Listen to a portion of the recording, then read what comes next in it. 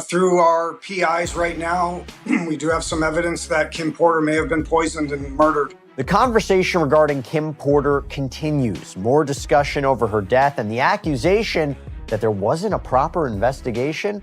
We're going to catch you up to speed on this aspect of the Sean Combs story and bring back on forensic death investigator Joseph Scott Morgan. The moment public opinion begins to turn, everything surrounding a powerful figure can start shifting almost instantly. An image that once seemed untouchable, built on years of success, influence, and admiration, suddenly comes under a level of scrutiny few could have imagined. It is rarely one headline or a single accusation that changes everything.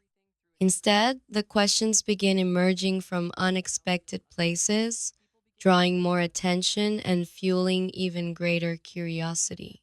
The conversation grows louder.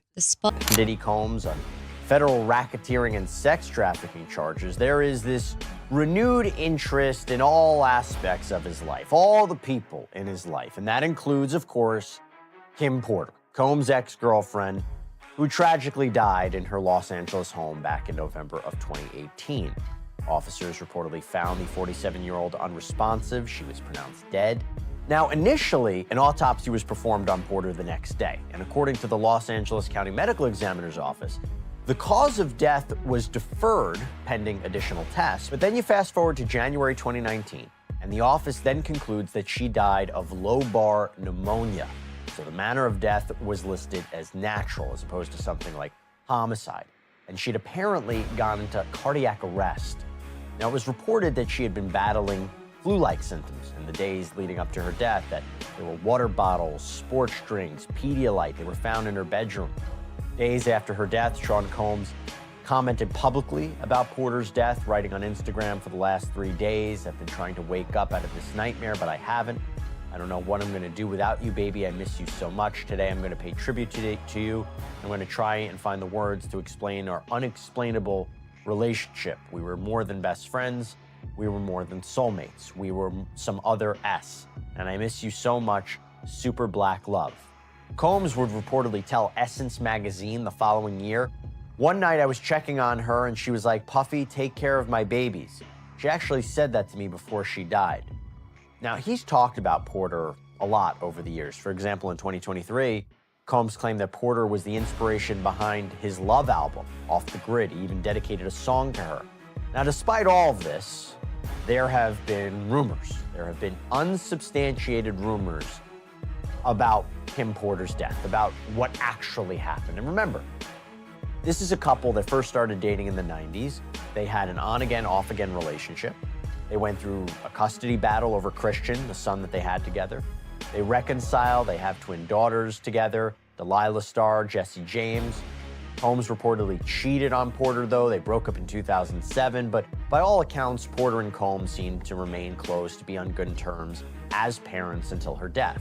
And by the way, a little side note, Porter was actually mentioned relatively recently in one of the sexual assault lawsuits that was filed against Sean Combs. This concerned April Lampros, and she claimed that one night in 1996, Combs had forced her and Porter to take ecstasy and have sex with each other as Combs watched and touched himself. And she said afterwards that Combs even invited her to Porter's birthday party. Now, Lampros would also allege that Porter got angry and was resentful of her and helped get her fired from the bar where Lampros was working. So it was really interesting to hear that. But like I said, there have been theories popping up, particularly on Reddit, about Porter's real cause of death, about whether or not she was killed. And one of those people who seems to believe that there is more to the story is Albie Shore. This is Porter's ex. His real name is Albert Joseph Brown. They shared a son together named Quincy. Well, after Combs' arrest on federal sex crimes charges, Brown posted on Instagram, "In a nutshell, Kimberly was allegedly taken from us because she was set on course to accomplish what Mrs. Cassie Ventura did by igniting the bonfire which brings us here today." Ventura, of course, is Combs' ex-girlfriend who filed that initial sexual assault, sex trafficking lawsuit against Sean Combs last year. It spiraled into multiple other lawsuits and arguably spiraled into these charges that he's now facing today. And Brown wrote, "I'm writing this post to formally request an investigation into an entire group of individuals who worked at..." For months, speculation has continued to dominate social media, podcasts, interviews, and entertainment headlines. With every new comment, another wave of discussion seems to follow. Every public appearance becomes a topic of analysis, and every statement is dissected for possible hidden meanings. What makes situations like this so fascinating is not always what is being said, but how people choose to interpret it. Audiences begin connecting past events to current conversations, revisiting old moments through an entirely different lens.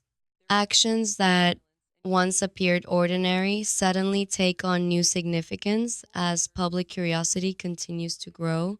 Whether those interpretations are ultimately accurate or not, their impact on public perception is impossible to ignore. As the spotlight intensifies, attention often extends beyond the central figure and residence of Miss Kimberly Porter, and he called her death a tragic murder. Now, interestingly, there are reports that Albie Shore has even taken more security measures after asking for an investigation. In fact, he was presented an award at the American Liver Foundation's National Legacy Gala in New York, and in his speech, he says, "We even have Homeland Security in the building. Detective Jackson, good to see you." Not entirely sure what he's talking about, what he's referencing, but considering it was Homeland Security that raided Sean Combs' properties in LA and Miami and collected all that evidence that federal prosecutors are now using in their criminal case against him, interesting comment to make. Now, Gene Deal, this is Combs' former bodyguard, spoke on the Art of Deal podcast about this, and he said, "You got to realize, man, Kim's death wasn't even investigated." He went on to say, "How is it that there was no electronic products or gadgets around Kim? Be her laptop missing, her cell phone's missing, everything is missing, that she could get in touch with her little girls if they're not at home, or her friends or family. All that's missing. How is it that? All that's missing. How is it that?" The detectives didn't even examine Porter's body where she passed away. And Deal emphasized, if that is true, that case needs to be reopened. And also, in regards to the idea that she got a massage right before her death, he also said, who gives somebody a massage when they get pneumonia?